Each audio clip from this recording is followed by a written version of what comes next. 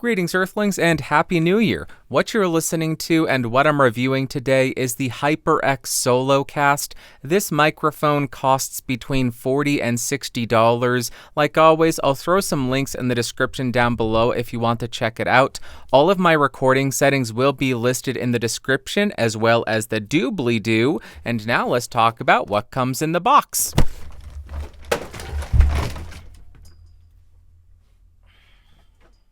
What a terrible way to start the year. Obviously, you're going to get the microphone, you'll get the desktop stand, a 2-meter USB-C to USB-A cable, and a tiny bit of documentation. Then as far as the build quality, the microphone doesn't feel amazing. It has an all-plastic body as well as a metal mesh grill which doesn't have any kind of give to it. On the front, you have a light which is red when the microphone is active, and it's off when the microphone is muted. On the top of the microphone, you have a capacitive mute button. On the rear of the microphone, you have a USB-C port to connect this to your device. To get the microphone out of the desktop stand, you just push it up and it slides right out. On the bottom of the microphone, you have a 5/8 or 3/8 inch threading, and if you care or not, this microphone is made in China. I'm not going to read all of the specs to you, but I will have them listed in the description, and I'll also have what I could find up on screen in case you want to pause and take a closer look at anything. Now I'm spinning around the Solocast to 90 degrees so you can hear the off-axis rejection and coloration. Continuing around to 180 degrees, this is the rear of the mic. Continuing to rotate to the second 90-degree angle, here we are, and then rotating and ending at the front of the microphone. Now we're going to do my favorite test. We're going to see how well this microphone rejects plosives.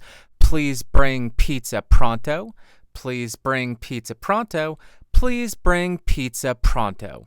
Now I am right on top of the microphone to exaggerate the proximity effect, and here is how it's sounding. Now I'm 6 inches off of the microphone with it pointed at the corner of my mouth, and here's how it sounds. This is how it sounds about 1 foot away from the mic. Here we are 2 feet away from the microphone, and about 4 feet away from the HyperX Solocast. Now I am typing on a keyboard with Gatoron blue switches to see how much of my voice versus how much of the keyboard it picks up. And for the gaming folk, now I am typing on the SAD W and spacebar keys. Now here is how the microphone sounds about 6 inches away from my mouth in a relatively well-treated room. And here is how the Solocast sounds about 6 inches away from my mouth in a completely untreated room.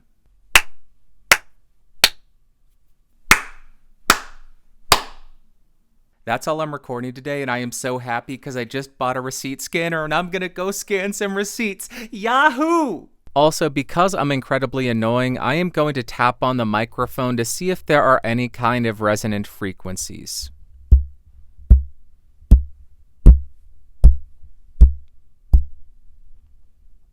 Next, let's see how the microphone mute button is engaged and how they implemented it. So I'll keep talking and press the mute button, and it is unmuted. I need to take a breath. I'll keep unmuted again.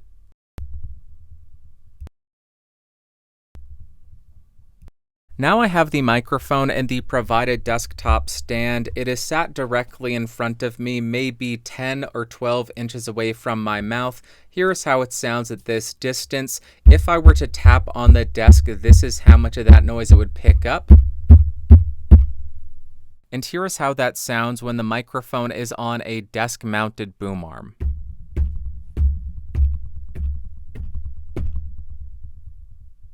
Here is how it would sound in the desktop stand, typing on a keyboard in the dead area of the polar pattern. And again on the desk-mounted boom arm.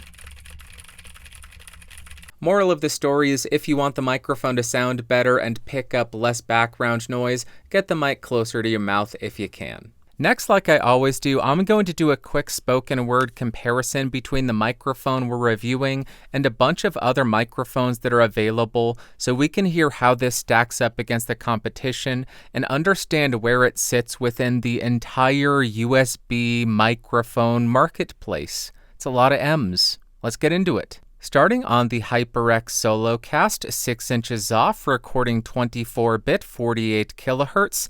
Input level is set at 51%, and here's how it sounds. The first comparison is the Samson Go Mic. I am 6 inches off. I am on the Cardioid polar pattern. My input level is set at 20%, 16-bit, 48 kilohertz. That is the max. I am on the Cardioid pattern. This goes for 38 to 40 bucks. And here's how this compares to the HyperX Solocast. Let's do a bunch more comparisons. Back on the Solocast, nothing has changed. This is a palette cleanser. Let's hear another mic. Next up, I am on the Razer Seiren Mini. I am 6 inches off, and my input level is set at about 64%. This is another 16-bit, 48 kilohertz recording. This microphone costs about $40. And here is how this sounds compared to its direct competitor from HyperX. It doesn't have a mute button though. Let's go back to the HyperX and do some more. Back on the Solocast, we have a whole bunch more to go, so I'm going to shut up and let's go to the next one. Next up, I am on the blue Snowball. I am on the Cardioid polar pattern. I am 6 inches off, input level set at 42%. Again, 16-bit, 48 kilohertz. This microphone costs between $40 and $70, and here is how the old classic Snowball sounds compared to the new Solocast. Let's do some more. Back on the Solocast again so you can hear how I sound on this before we jump to the next microphone. Now I am on the Fifine K688 or 668. This is an XLR and USB dynamic microphone. I am 6 inches off. The gain on the mic is set maybe at 90%. The input level on my computer is at 87%, 16-bit, 48 kilohertz. This microphone goes for about $70, and here is how it compares to a condenser. Let's do some more comparisons. All right, we're back on the HyperX Solocast. Check the lower third of the doobly-doo, and let's go to the next mic. Now I am on the Samson Q2u, which is an XLR and USB dynamic microphone. I am 6 inches off of this. My input level is set at 74%. Again, 16-bit, 48 kilohertz. This costs $70, so similar to the Solocast, and here is how this sounds compared to a condenser alternative. Let's do some more. Here we are back on the HyperX Solocast. Are you surprised? You shouldn't be. Let's go to another microphone. Now I am on the Maono HD300T. This is another XLR and USB dynamic microphone. I'm 6 inches off of this. My input level is set at 100%. Again, recording 16-bit, 48 kilohertz. This microphone price ranges from $50 to $90. And here's how this sounds compared to the Solocast. Let's go back and do a bunch more. Hey, I am back on the HyperX Solocast again for another palette cleanser. We are still recording. Let's go to the next mic. Next, I am on the Logitech Gaming G Blue Yeti Nano. I am on the Cardioid polar pattern. I am 6 inches off. My input level is set at 30%, recording 24-bit, 48 kilohertz. This microphone costs about $100, if I am not mistaken, and here is how this sounds compared to the HyperX. We got a couple more comparisons to go, so let's do that. I believe this is the 8th palette cleanser. Nothing has changed. Let's go to another one. Now I am on the original Blue Yeti. I am 6 inches off of this on the Cardioid polar pattern. My gain on the microphone is set at about 50%. Input level on the computer is at 36%, recording 16-bit, 48 kilohertz. This microphone costs about $110, and here is how it sounds compared to the Solocast. Back on the Solocast, are you sick of hearing me talk? Because I am. Let's go to another microphone. Now I am on the HyperX Quadcast. I am on the Cardioid polar pattern. The gain on the microphone is set at about 60%. The input level is set at 53%, which is 0 decibels. I'm recording 16-bit, 48 kilohertz. If I didn't mention, I am 6 inches off. This is the big brother to the Solocast, and this costs about $140. Here's how it sounds compared to that microphone. Let's do a couple more. This is the penultimate palette cleanser on the HyperX Solocast, 6 inches off, 48-bit, 24 kilohertz, level set at 51%. Let's go to the second to last mic. Now I am on the Audio Technica AT2020 USB-X. I am 6 inches off of this thing. My input level is set at 24%, recording 24-bit, 48 kilohertz. This microphone costs about $130, and here is how it sounds compared to the Solocast. And we have one final microphone to go. You all know what it's going to be. This is your final palette cleanser on the HyperX Solocast. Let's jump to the last microphone right. And finally, we are on the Neumann U87 Ai. This is a multi-pattern studio XLR condenser microphone. I am on the Cardioid polar pattern, no pad and no filter engaged, 6 inches off, 18I20 gain set at about 50% or 12 o'clock, 24-bit, 48 kilohertz. This microphone costs $3,700. This is meant to be a fair and legitimate comparison because I know if you're watching this, you are debating between these two microphones. That's it for the comparison section. Let's jump to the music test.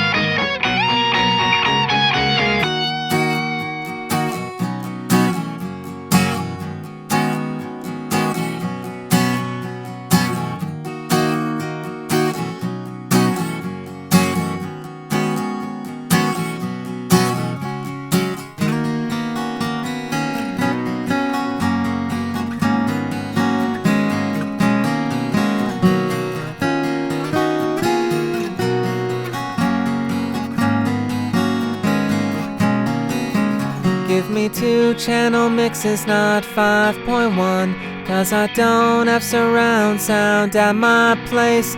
Give me 2 channel mixes and help me out, 'cause I cannot hear a single word that they say.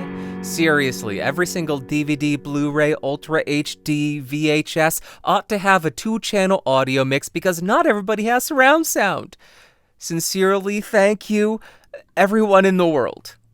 Conclusion time. For a microphone between $40 and $60, I think that it's decent, but it's certainly not going to win any awards for being the greatest microphone out there. And first up, as far as pros, it is a relatively affordable microphone, and for that price, it performs pretty admirably. I also like that it's plug and play. You don't need any kind of software to get it up and running. I appreciate that from the HyperX Quadcast, they've upgraded the converters to 24-bit 96 kilohertz, and I also appreciate that they use a USB-C port as opposed to the older USB micro or mini. Then as far as cons, I heard a bit of clicking when I was muting and unmuting the microphone. I think if they implemented some kind of fade in and out, that would avoid that. I also found the off-axis coloration to be not the best. The shock rejection of this, especially in the provided desktop mount, was pretty abysmal. I also found that it did a pretty poor job at plosive rejection, and this is a big con for me, but it doesn't have any kind of headphone port, so we're not getting any kind of zero latency monitoring. And now, what are my overall thoughts and opinions of the HyperX Solocast? As far as the overall sound, the bass frequencies aren't overdone, the low mids are a bit much if you get too close, and the general mids also come across a touch congested. I will point out they do sound significantly less congested than the Blue Snowball though, and then in the upper mids and treble you get a bit of push, and it comes across a little bit artificial sounding. On the electric guitar, the bass frequencies are not overpowering, and you get a little bit more of a mid-focused sound, And then in the upper mids and the treble region, I found it to be a little bit shouty. On the acoustic guitar, I think it works. You do get that mid-focus sound, and you get plenty of attack off of the strings. For singing vocals, I found the low mids to be a little bit overpowering, so you may need to EQ that a little bit in post. And then in the treble region, mainly the sibilant frequencies, I heard it sounding a little bit artificial, especially when I had an S sound. So for this application with a bit of post-processing, you can make it work. It's just not my favorite. For spoken word, I think it's perfectly tolerable. You are getting a supportive low mid section, and then you have a clear sound, but it is certainly not the brightest option out there. There are much brighter options, especially in the budget range. And to wrap up, would I recommend the HyperX Solocast? Kind of. For $40 to $60, I would say this is pretty much on par with what you can find in offerings like the Samson Go Mic, the Blue Snowball, or the Razer Seiren Mini. None of these microphones are going to sound incredible. They're not going to win awards, but they are all plug and play. They all sound significantly better than your computer's internal microphone 3 feet away from you, and some of them offer a couple of different features. The Razer Seiren Mini is pretty bare bones. You just plug it in and you get a microphone. The Snowball doesn't sound great, but it has multiple polar patterns and no headphone jack. The Samson Go Mic sounds pretty good for the price. It has multiple polar patterns and a headphone jack. And then you have the Solocast, which doesn't have a headphone jack. It doesn't have multiple polar patterns, but what it does offer is that mute button. So if you're on a budget and you are looking for a plug-and-play USB microphone, you don't care about having a headphone jack on your microphone, you don't need the multiple polar patterns, and what you really want out of that microphone is a better sound than your internal microphone and that mute button, then I think this is a decent offering. Just don't expect groundbreaking, world-winning audio out of it, because you're not going to get it. But for the price, I would say it's pretty decent. Alright, that's going to wrap up this video. Thank you so much for watching and clicking on it. If you found this video fun, interesting, or helpful, go ahead and give me a thumbs up. Hated it, big ol' thumbs down. If you want more videos, go ahead and subscribe. I do these every single week, and maybe you'll find another one interesting as well. Thank you to all the members who support this channel. It makes buying this gear to review possible. Thank you so much for coming by, watching, and listening. I appreciate you. I love you. Have an amazing day. Talk to you later. Bye-bye. Whoa, whoa, boop.